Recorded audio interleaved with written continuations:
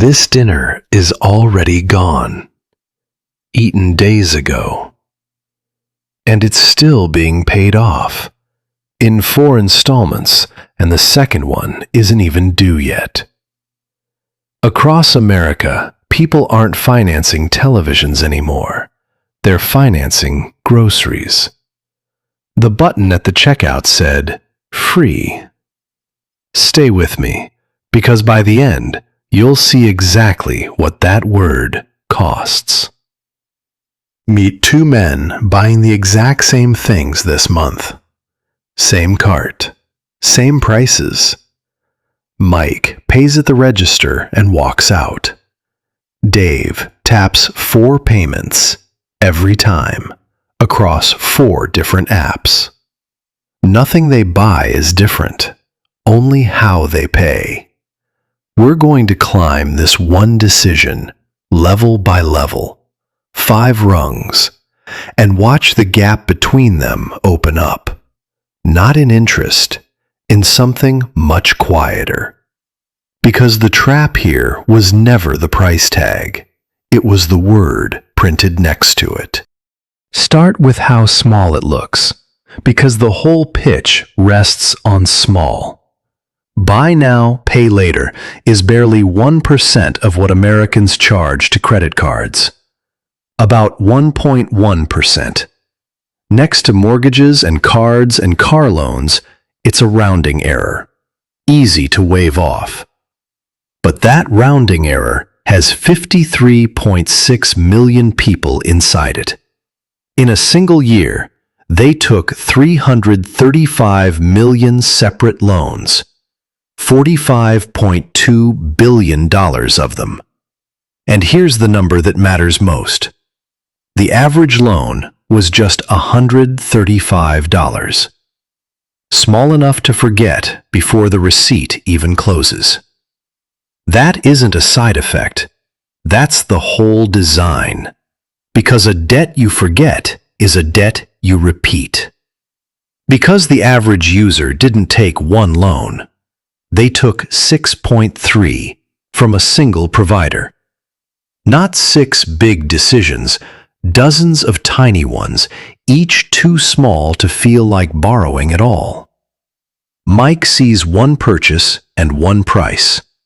Dave sees a feed of them, scrolling, where every item already comes pre-broken into 4. He never adds it up. The app was never built to ask him to. It said free. The price was never the problem. The next 4 payments were. Here's the first thing free actually does to you. It doesn't change the price. It changes the price you see. A $200 pair of shoes doesn't cost $200 anymore. Not in the moment that matters. It costs $50.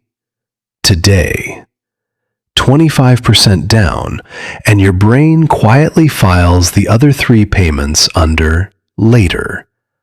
A place that never feels quite real. Researchers tracked exactly this.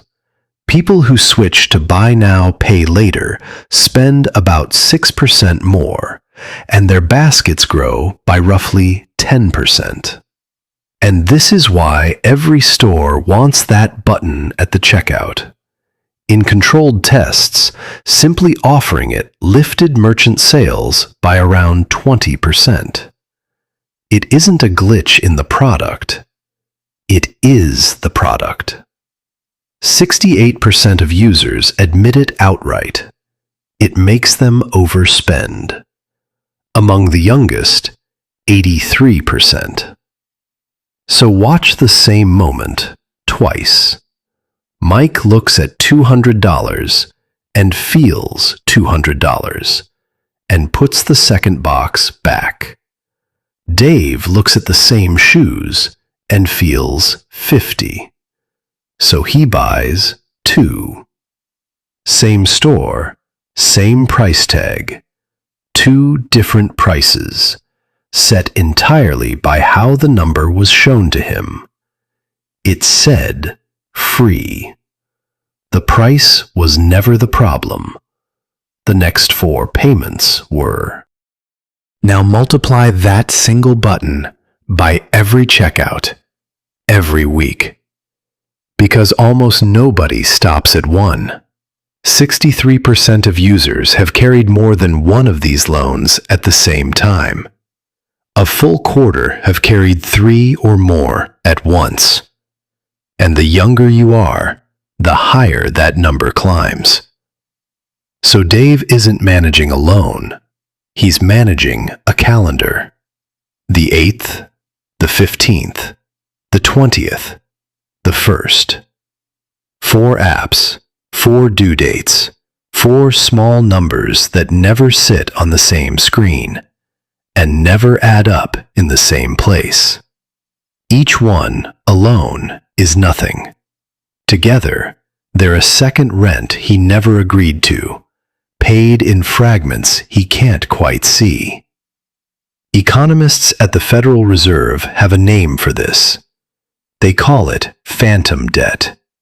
Borrowing that, until very recently, showed up nowhere at all. Not on a bank statement, not on a credit score, not even fully inside your own head. And you cannot budget against what you cannot see. That's the quiet trick of the whole thing. The danger was never one loan. It was losing count. It said free. The price was never the problem. The next 4 payments were.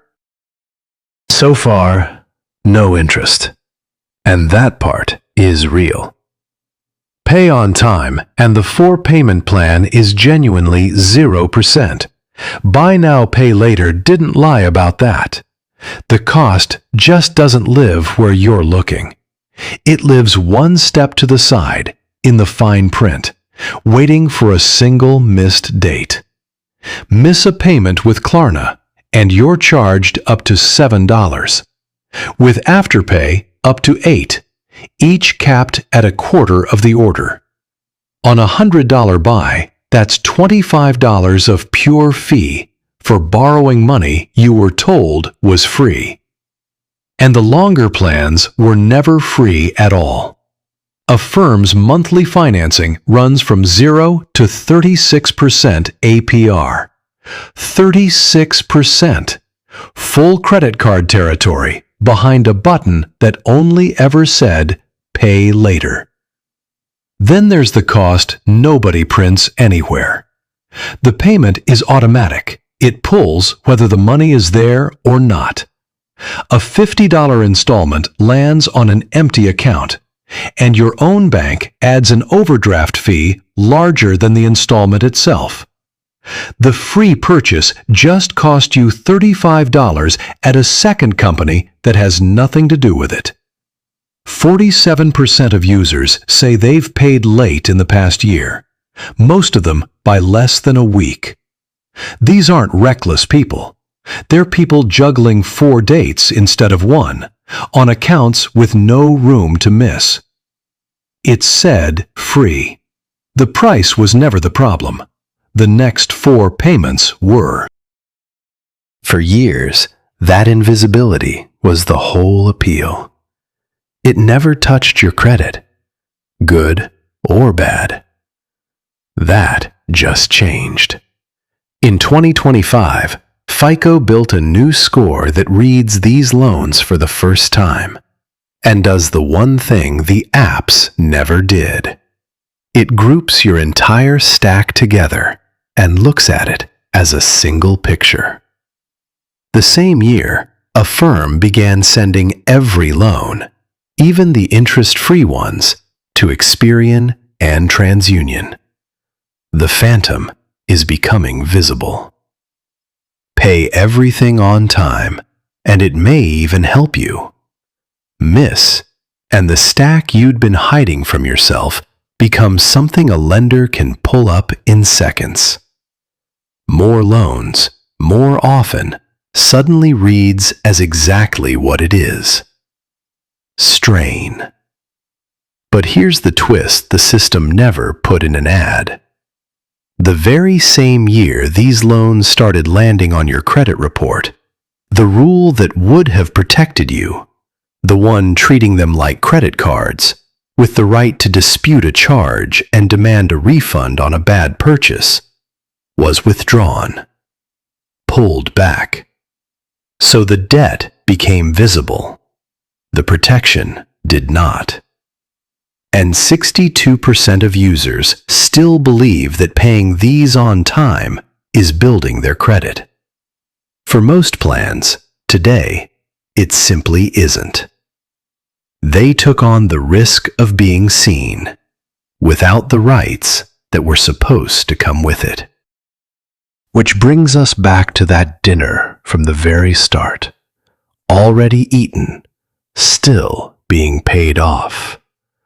Because here's the number sitting underneath it.